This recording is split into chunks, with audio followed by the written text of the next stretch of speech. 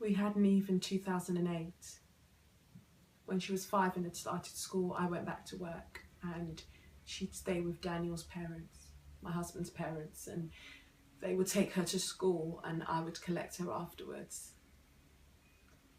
Last year she was dying to learn how to swim. And the school had a thing where they take the children down to the local swimming pools every Wednesday. She couldn't wait for Wednesdays and swimming. But for such a happy, outgoing child, she had problems sleeping at night. And I would ask her, what's wrong when you go to bed?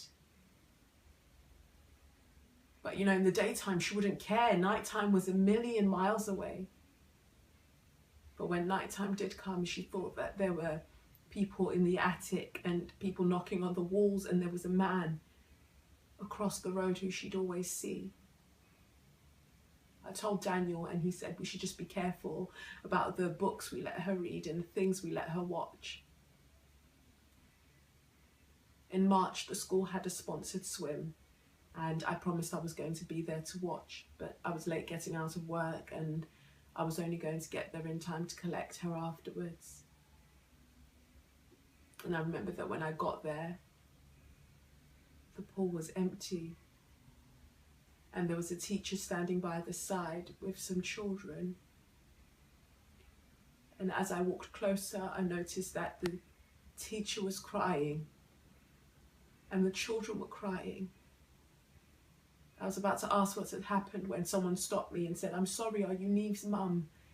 I said yes. She said that Neve had had a terrible accident and had hit her head on the side of the pool. She took me into a room and there was Neve laying on a table. It was a table for table tennis. And the ambulance man was giving her the kiss of life.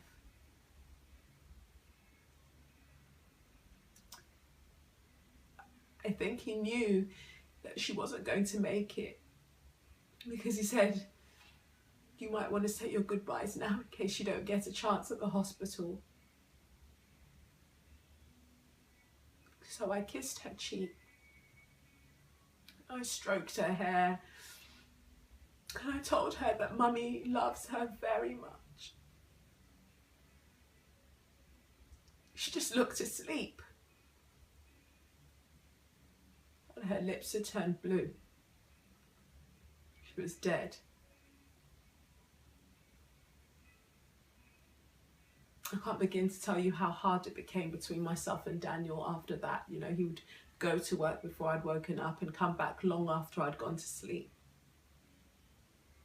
One morning I laid in bed just trying to stay asleep, I suppose. And the phone started ringing. It rang for a really long time, but I wasn't going to get it. After a while it stopped. And just as I was falling back to sleep again, it started ringing. It was like someone was trying to get through to me, someone who knew I was there. So I got up and I answered the phone. And I remember